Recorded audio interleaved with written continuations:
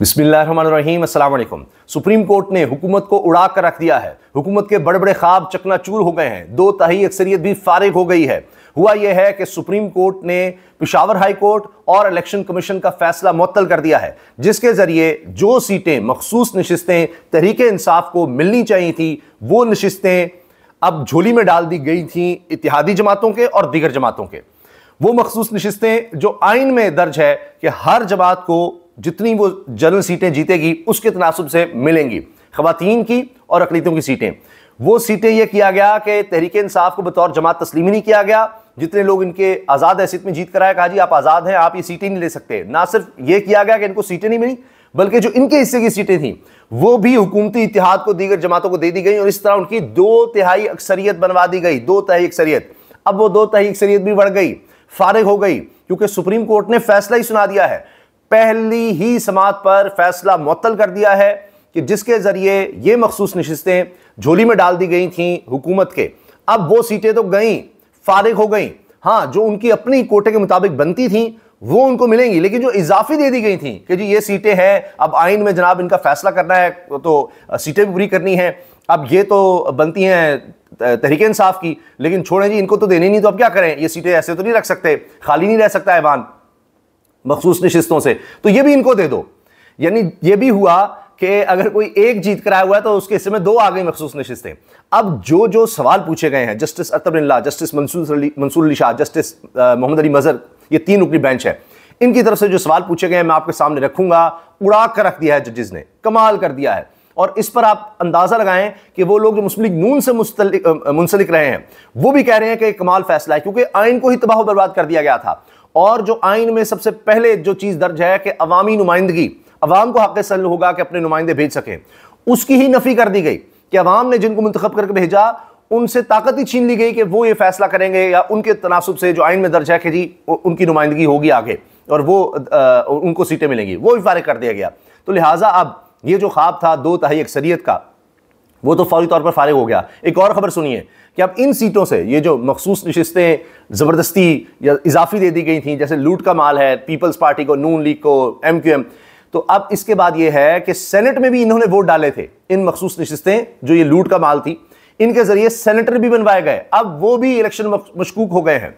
इसके अलावा वकला का ये भी कहना है कि अब पंजाब में और खैबर पख्तूनख्वा में और सूबाई सतह पर भी और कौमी असम्बली में जो तहरीक इंसाफ की सीटें इस तरह से छीनी गई हैं वो उनको वापस मिलने की राह भी हमवार हो गई है।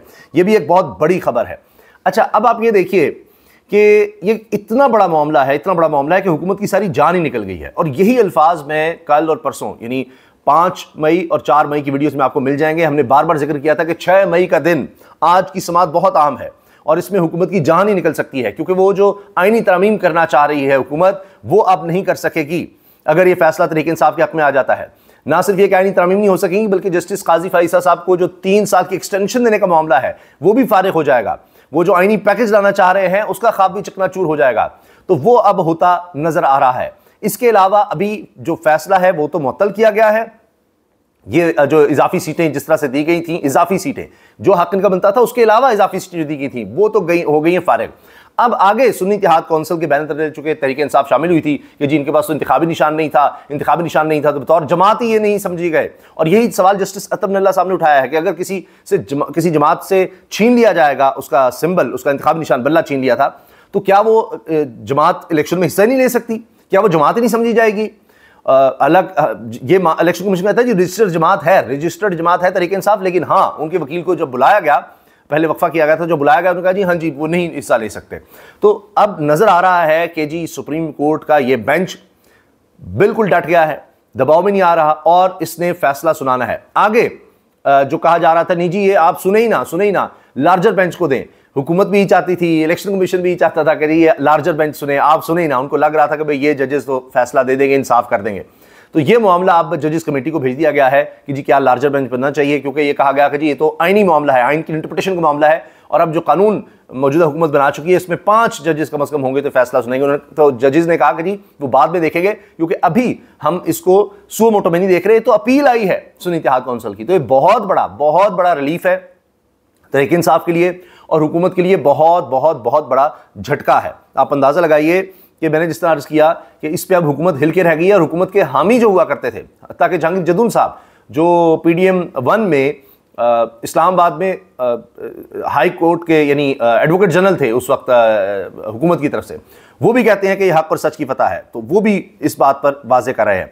अब जनाब पूरा मतन आपके सामने रखता हूं, क्योंकि ये एक एक जुमला सुनने वाला है जो आज समात में हुआ है, और उससे आइंदा आने वाले दिनों में क्या होने लगा है उसके बारे में भी आपको पता लग जाएगा। इससे पहले मैं आपको यह भी अर्ज कर दूं कि वुकला सड़कों पर आ गए हैं, वुकला तहरीक का आगाज हो गया है। आज लाहौर की सड़कों पर वुकला ही वुकला नजर आ रहे थे, उन्होंने बैनर्स उठाए हुए थे, चीफ जस्टिस के खिलाफ बैनर्स उठाए हुए थे, नारे लग रहे थे हुकूमत के खिलाफ। अब तहरीक का लगता है कि वुकला आगाज कर चुके हैं, तंग आ गए हैं, किसान भी तंग आ चुके हैं, उनका मुआशी कत्ल किया गया है, अब वो भी नहीं छोड़ेंगे इस हुकूमत को, आप देख लीजिएगा। और आगे जो हालात आने वाले हैं दिन ब दिन, ये 2 महीने में ही हुकूमत ने इतनी बर्बादी कर दी है कि नाकाबिल बर्दाश्त हो गई है। पहले ही हम अर्ज कर रहे थे कि 2 साल पिछले देख लें, तो ये भी एक बुनियादी बड़ा समझा जाता है नुक्ता कि जब 2 साल से अगर कोई परफॉर्म नहीं कर सका तो बहुत कम चांस है आगे करेगा। तो अब तो इन्होंने 2 महीने में अगर कोई कसर रह गई थी वो भी पूरी कर दी है। खबर यह है जनाब, सुन्नी इत्तेहाद कौंसिल की मखसूस नशिस्तों का मामला, सुप्रीम कोर्ट ने पेशावर हाई कोर्ट का फैसला मुअत्तल कर दिया। जो ही ये जो फैसला आया है ये सुप्रीम कोर्ट का, तो देखा गया कि बाहर नारे लग गए, इमरान खान के हक में नारे, सुप्रीम कोर्ट के अहाते के बाहर, यानी जो अहाता है जहां से लोग एंटर हो रहे हैं वहां पर पार्किंग के बाद ये सुप्रीम कोर्ट का अहाता शुरू होता है, वहां पर जब खवातीन है, इमरान खान के हक में नारे बुलंद हो रहे हैं और पुरजोश नजर आते लोग। इतना बड़ा रिलीफ मिल गया है तहरीक इंसाफ को, सुन्नी इत्तेहाद कौंसिल की बैनर तले अब वो एक ऐसी जमात बनते नजर आ रहे हैं कि जहां उनको मखसूस नशिस्तें मिलेंगी। लेकिन कम से कम वो जो इनके हिस्से की उधर दी गई थी वो तो गई, तो 2 तिहाई अक्सरियत तो गई जो अहम तरीन था। अब फैसला ये होना है कि क्या वो मखसूस नशिस्तें जो इजाफी थी, जो इन जमातों को दे दी गई थी तहरीक इंसाफ के अलावा दीगर जमातों को, क्या वो तहरीक इंसाफ सुन्नी इत्तेहाद कौंसिल को अब दी जाएं, इनको मिल सकती नहीं मिल सकती। वहां से तो फारिग हो गए कि इजाफी आप कैसे दे सकते हैं, आइन में लिखा कहां है। ये खुद से ही सो मोटो लेकर अपने फैसला दे दिया कि जी हाँ जी जो बच गई हैं ये तो ऐसे ऐसे लूट का माल है, हाँ जी आया हुआ है, तुम ले जाओ। भाई आइन में बताया हुआ है कि तनासुब से मिलेंगी, तो उससे ज्यादा कैसे आप दे सकते हैं। यही बुनियादी नुकता था जिस पर यह सारा केस फारिग हुआ है हुकूमत का। और तहरीक इंसाफ को जो उनकी अपील थी इस तरह से वो मंजूर हुई है, उनकी दरखास्त मंजूर हुई है, ये बहुत बड़ा रिलीफ है। अच्छा जी, सुप्रीम कोर्ट ने सुन्नी इत्तेहाद कौंसिल की मखसूस नशिस्तों से मुतल्लिक दरखास्त समाअत के लिए मंजूर कर ली और election commission Peshawar high court का फैसला मुअत्तल कर दिया।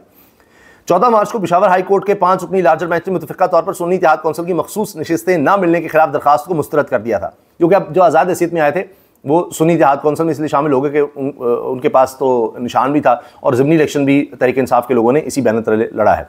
सुन्नी इत्तेहाद कौंसिल की मखसूस नशिस्तों के लिए दायर अपील पर समाअत जस्टिस मंसूर अली शाह की सरबराही में जस्टिस मोहम्मद अली मजहर और जस्टिस अतर मनीला पर मुश्तमिल 3 रुकनी बेंच ने की।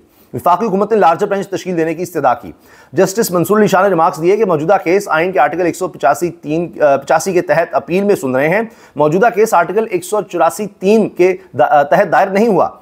जस्टिस मंसूर अली शाह का कहना था कि अभी तो अपीलों के काबिल समाअत होने पर फैसला होना बाकी है, समाअत होना तय पा जाए फिर लार्जर बेंच का मामला भी देख लेंगे। एडवोकेट फैसल सिद्दीकी ने दलाइल का आगाज कर दिया। मखसूस नशिस्तों पर नामजद खवातीन अरकान असम्बली की जानिब से भी बेंच पर एतराज कर दिया गया, क्योंकि वो तो जबरदस्ती के कोटे पर आई हुई थी। वकील खवातीन अरकान असम्बली ने अदालत को बताया कि आइन के आर्टिकल 51 की तशरीह का मुकदमा है, प्रैक्टिस एंड प्रोसीजर कानून के तहत केस 5 रुकनी बेंच सुन सकता है। वफाकी हुकूमत की जानिब से भी 3 रुकनी बेंच पर एतराज कर दिया गया। इनको नजर आ गया था इनका केस खत्म हो रहा है, सारे एतराज करने लगे, लेकिन अदालत ने बेंच पर एतराज मुस्तरद कर दिया, जिस तरह बाबर सत्तार साहब ने मुस्तरद की ना हालिया दरखास्तें। अच्छा, इसके बाद जनाब तफसील लंबी है, इस पर हम कोशिश करेंगे वीडियो में बात कर दें। तो सबसे मेन पॉइंट ये था कि जी आप क्या एक रजिस्टर्ड जमात को कह सकते हैं जो रजिस्टर्ड थी कि वो जमात ही नहीं रही। और इलेक्शन कमीशन कहता हाँ। फिर एक और बात जिस पर कहते लगे वो मैं आपके सामने जरूर रखना चाह रहा हूं, जो कि बहुत ही दिलचस्प बात है। एक वक्त में यह हुआ कि जस्टिस मंसूर अली शाह साहब ने वकील इलेक्शन कमीशन से कहा कि चलिए जी मिसाल लेते हैं कि फ़र्ज़ कीजिए कि कुल नशिस्तें जो हैं 206 हैं, 200 आज़ाद अरकान जीत कर आ जाते हैं। तो चूंकि वो आज़ाद हैं, तहरीक इंसाफ के जितने भी आए थे उनको आज़ाद समझा गया था ना, तो जी आज़ाद अरकान है, आपको मखसूस नशिस्तें मिल नहीं सकती, सिर्फ पार्टी का हक है, ये किया गया। तो जस्टिस मंसूर अली शाह साहब ने कहा कि 200 आज़ाद जीत कर आ जाएं, तो 6 सिर्फ जमातों की सीटें हों, तो क्या वो 6 जमातें सारी सीटें ले जाएंगी, मखसूस नशिस्तें सारी उन 6 जमातों को मिल जाएंगी और 200 को कुछ भी नहीं मिलेगा? तो इलेक्शन कमीशन ने कहा हाँ जी बिल्कुल ऐसा ही होगा। तो इस पर अदालत ने कहके लगे, तो मंसूर अली शाह साहब ने कहा कि आपकी बात सुनकर देखें कहके की आवाज़ें आ रही हैं। तो जनाब ये जो हालात कर दिए इस हुकूमत ने, आइन के, अदालतों के मामलात के, जो इन्होंने मईशत के, और इस पर या तो हंस सकता है आदमी या रो सकता है। तो यही है हाल इस वक्त मामलात का। तो बहरहाल ये अब ऐसा मामला है कि जिसके आगे बहुत ज़्यादा, बहुत बड़े बड़े गहरे असरात होने वाले हैं, और इसीलिए मैंने कह दिया था कि हुकूमत की तो जान ही निकल गई। अब इसके बाद वो जो 2 तिहाई अक्सरियत और बड़ी ताकतवर हुकूमत के ख्वाब थे वो चकनाचूर हो गए हैं। और अब अगर ये तहरीक इंसाफ को मिल जाती हैं ये सीटें, सुन्नी इत्तेहाद को कौंसिल के बैनर तले मिल जाती हैं, जो कि इलेक्शन कमीशन अब उनको मान चुका है कि ये जो आज़ाद जीते हैं ये सुन्नी इत्तेहाद कौंसिल के हैं, बतौर एक जमात मान चुके हैं। इससे अब पहले ही ये अखलाकी तौर पर केस मजबूत हो गया था। हमने उसी वक्त जब ये नोटिफिकेशन आया था तब आपसे अर्ज कर दिया था। अब ये जो डिफेक्शन क्लॉज है वो भी इन पर लगेगी। ये लोटे नहीं हो सकते सुन्नी इत्तेहाद कौंसिल के जी जाकर हुकूमत को वोट डाल देंगे कोई आईनी तरमीम में, ये भी अब नहीं हो सकता। फिर अगर इनको ये सीटें मखसूस नशिस्तें मिल जाती हैं जो इनका हक है, तो ये अब बड़ी मजबूत जमात बन जाएगी, बड़ी ताकतवर और सबसे बड़ी जमात बन जाएगी असेंबली में। फिर सेनेट वाला मामला भी अब आ रहा है, तो सेनेट में भी जो सीटें हैं वो हुकूमत की कम हो सकती हैं और तहरीक इंसाफ की बढ़ सकती हैं। तो ये अब खेल जो है ये भी आगे और ज़्यादा दिलचस्प होने वाला है हुकूमत के लिए, और ज़्यादा खतरनाक होने वाला है। वैसे तो यही फैसला हुकूमत के लिए ऐसे है जैसे उसकी कमर तोड़ दी गई है। अल्लाह हाफ़िज़।